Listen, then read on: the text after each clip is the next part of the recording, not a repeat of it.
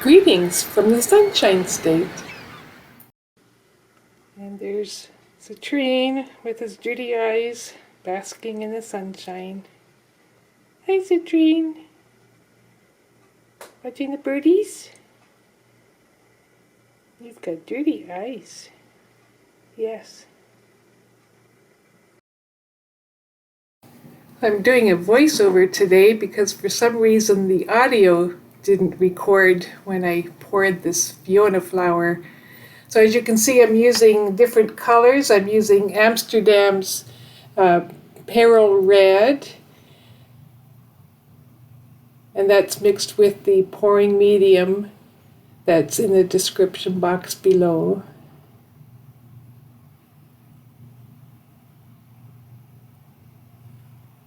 And I'm using DecoArt's metallic garnet. And the yellow is a combination of Artist Loft metallic lemon yellow and the soft flow yellow.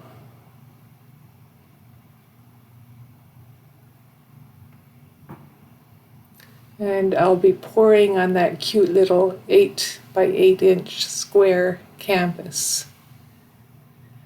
And I'll be using white as my base.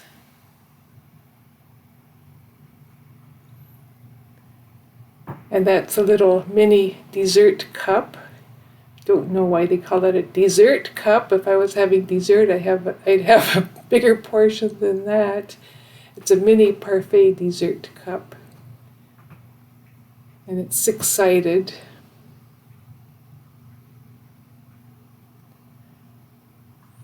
So I'm starting with the garnet.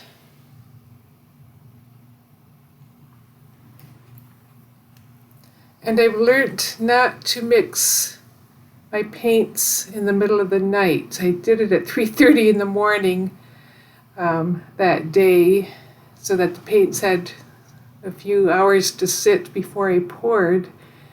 And I guess my ratios were off. That's the second time that's happened when I've mixed paints in the middle of the night when I couldn't sleep. So the garnet is starting to spread too much. And then when I put the Amsterdam Pyrrole red down, it really spread, so it just meant that it was too thin. I guess I didn't have the ratios right. Actually, what I did was I just took paints off the shelf and then sporadically added acrylic binder and Floetrol instead of starting from scratch and measuring properly. So that's what happens.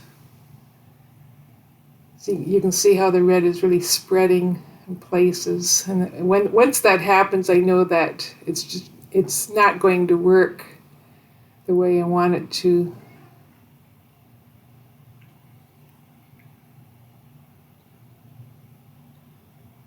And I kept getting these little bubbles. I think it's just from squirting from the bottles.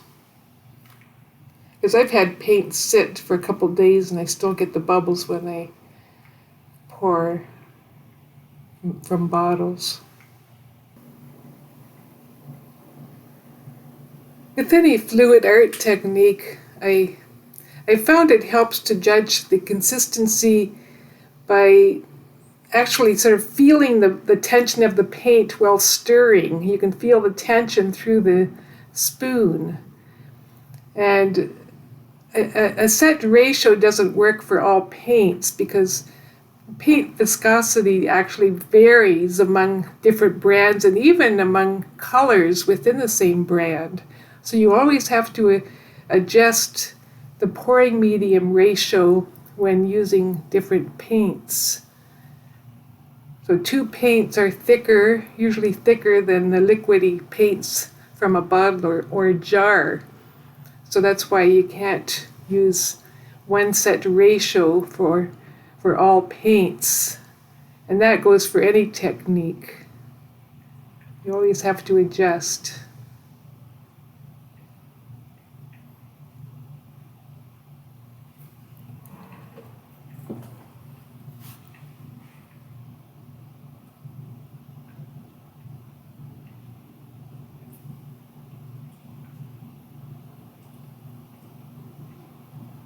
So it looks like the white, the pearl white is thicker than my colors. It's not spreading as much as the others.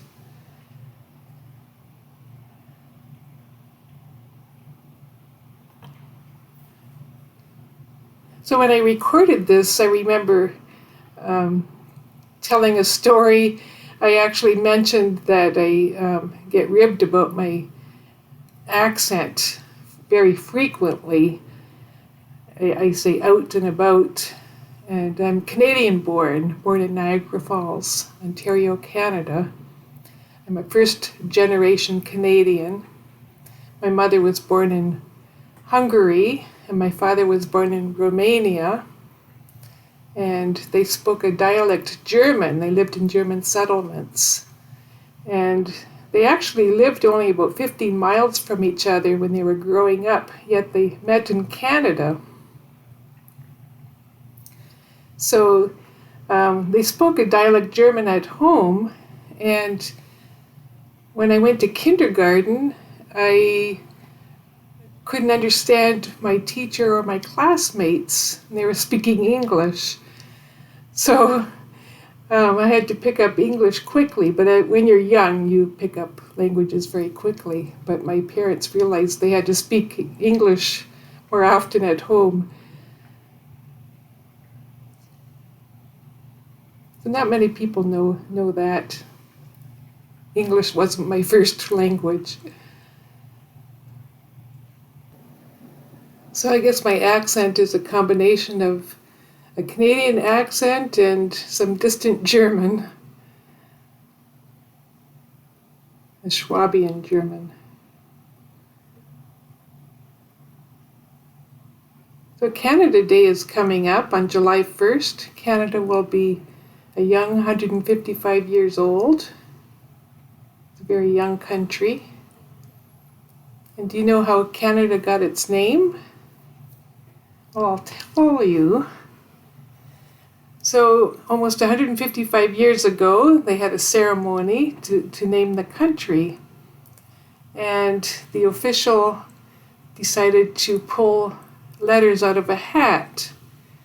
And he cut up the letters of the alphabet into a hat and decided to pull out only 3 letters to name the country.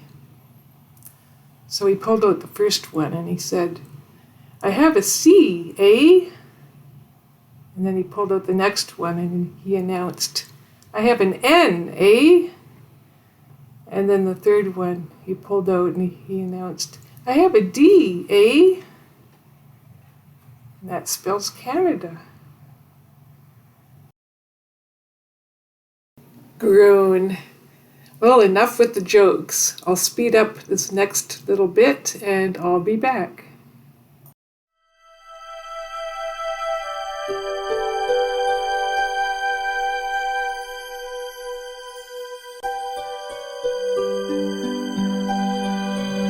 Here I'm embellishing with the wooden skewer, making lines through the petals. You have to make sure that you wipe off the skewer between each line.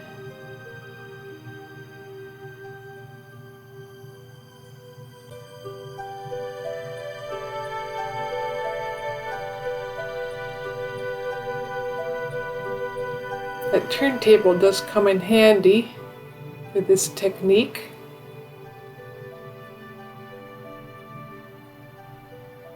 It's just a cake turntable. So the delicate operation of lifting the... Oh yes, I remember what I did now. I turned it so that I could do a couple more pours to give it a different dimension. But I didn't have it lined up properly. I should have checked the back before I started, so you'll see that these pores don't line up with the middle of the petals. Oh well, I tried to fix it. It's too late.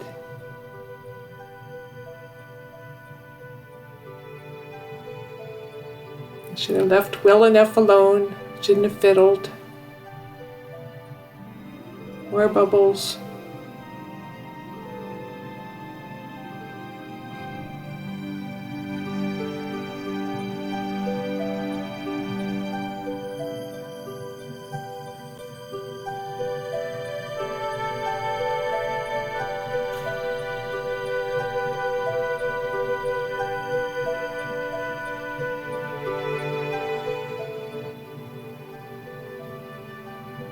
I think this was the last one I did. I decided to end with the darker color, the garnet.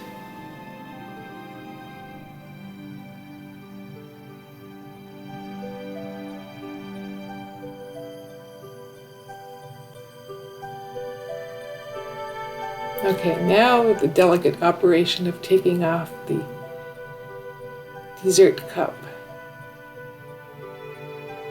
Well, not yet. Some more bubbles, I guess.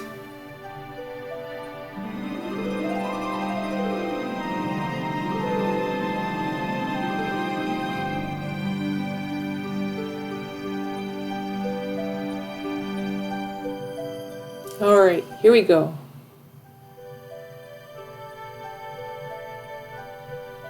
That's pretty. I'll fast forward again as I embellish some more.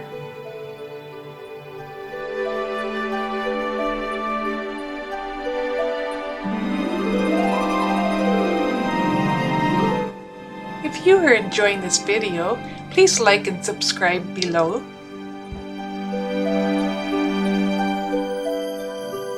And here I'm applying a paper napkin for the reverse flower dip. But I had some problems this time, as you'll see. And it didn't help to have wet gloves with paint on them. But the middle of the napkin stuck like there was a bubble or something underneath, and then I distorted the center and tried to stretch the whole thing out, but it looks like it's beyond repair. So you just go with the flow and keep going. And I didn't spritz it with water. Sometimes I do, sometimes I don't, but it looks like I should have because it kind of bunched up. So I was disgusted at that point, but keep going. So I gently pat the napkin to make sure that there's contact with the paint underneath. And then I lift the four corners.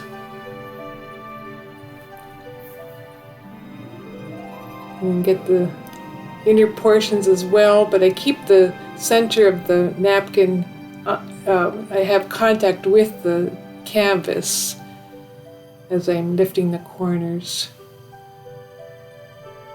You want to bunch it up and then slowly lift straight up if possible so you don't distort the flower. Ta-da! I'll fast forward as the flower develops and be back with the close-up.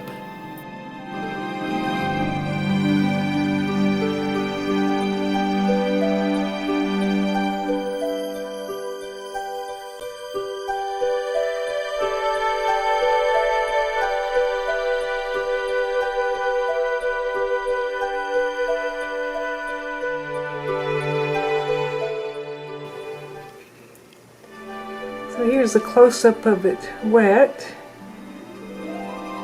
Not my best flower, but interesting colors and effects. Seems the colors were still, or the paints were still a bit too runny, as you can see on the edges here. That was the garnet, I believe, or the red that ran. Didn't hold its shape.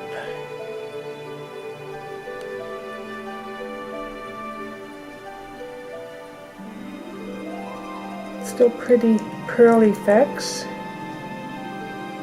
And a little bit of a 3D effect. It's changing by the second, improving as it's settling. And percolating. Let me know what you think in the comment section below. And that's it for today. Have a good day.